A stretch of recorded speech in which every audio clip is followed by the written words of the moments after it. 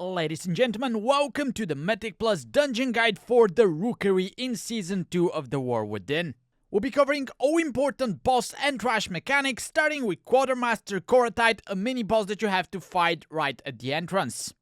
Beware of his frontal, he shoots out 3 orbs in a direction that's not very easy to see, and after a while they come back, so be careful not to get hit on the way back as well. You want to stay behind him anyway because he also channels a shield that blocks all attacks in front of him. Make sure to interrupt the lightning bolts from the Thunderers on this platform and you're on to the next. Here on top of the Thunderers you also have to fight the Void Riders. They're gonna jump in the air and shoot frontals in several directions, targeting different players, so make sure to dodge those. And they're also going to channel an ability called Localized Storm. This is a 5-second heavy AoE to everyone in your party, so be ready to heal through that. Beware of the Storm Rooks, they're going to do a 3-second channel at a target, Energized Barrage, that does a lot of single target damage, so prepare your defensives. And be very careful if you pull Rook Tenders with them because they can empower them through their Lightning Surge cast if you don't interrupt it. You have to clear the whole room before you pull the first boss, but beware of the Thunderers that are channeling on top of a Lightning Bolt. It gives them a huge haste increase buff, and the best strategy is just to purge them on pull, otherwise you're going to run out of interrupts quite quickly.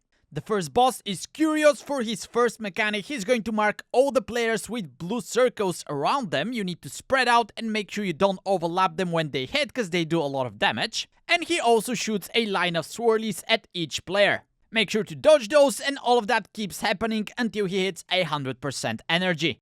At this point, he jumps into the middle and summons 4 beams that start rotating around the room, so you need to run along with them. That lasts for 15 seconds, everybody's taking ticking damage and everybody's also summoning swirlies at their feet, so you need to keep moving up front without getting hit. After that phase is over, he marks a player with a huge circle where he dashes and lands, make sure you're outside of it, and then it's rinse and repeat as you're back to the mechanics from phase 1.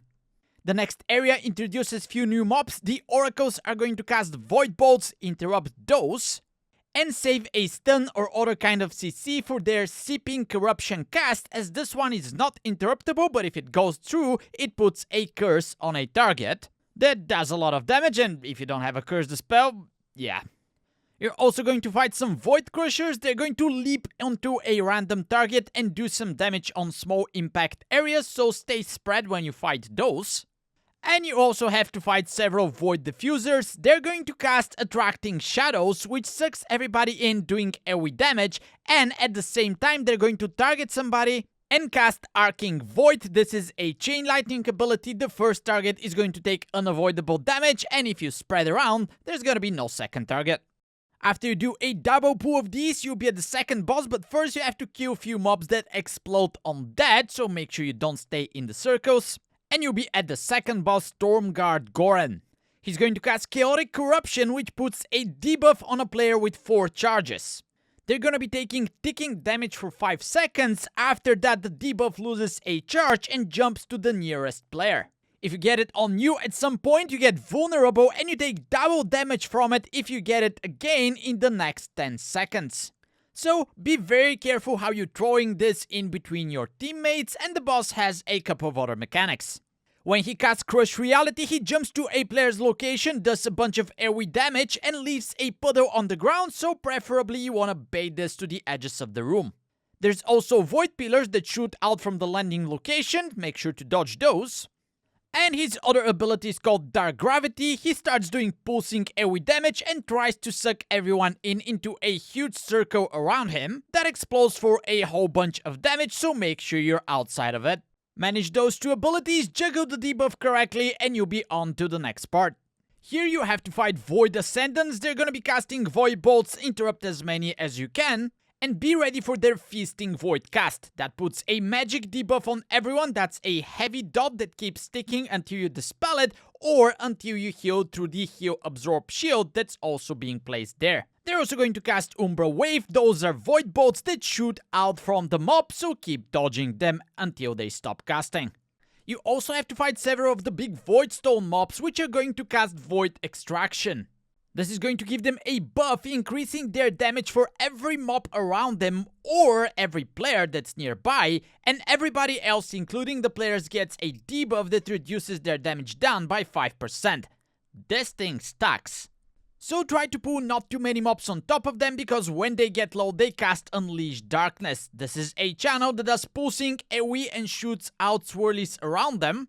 And if they manage to get too many stacks, that thing hurts a lot, so you wanna DPS them down as quickly as possible. You have to clear the platforms at the end to summon the last boss, the Voidstone Monstrosity. The tank buster is called Oblivion Wave. This is a huge slow-moving frontal, so stay on the side. And Unleash Corruption is going to mark 2 players with ticking dots.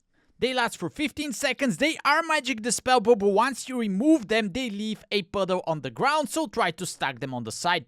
The main mechanic is no upheaval. He knocks everybody back, does AoE damage, summons a lot of swirlies on the ground, and marks players with blue circles. The players have 9 seconds to move and find 3 fragments around the arena. The blue circles are going to explode and destroy them. And if you fail to do so, they're going to turn into ads that do a lot of pulsing AoE damage, and yeah, it's bad. The boss himself has an absorb shield for 20% of his maximum health, and once you DPS through it, he gets stunned for 20 seconds and takes 100% increased damage. Pop your cooldowns and do as much damage as you can, because he's not doing any mechanics, and after those 20 seconds are over, he's going to get a new shield that you have to DPS through before you can damage him again. All of that keeps repeating until you kill the boss. Make sure there's always someone in melee, otherwise he starts pulsing AoE, and once you manage to do that, you'll be done with the Rookery. Check the rest of the dungeon guides and more Mythic Plus content for Season 2 in the War Within on this channel. I'll see you guys there. Now get out of here.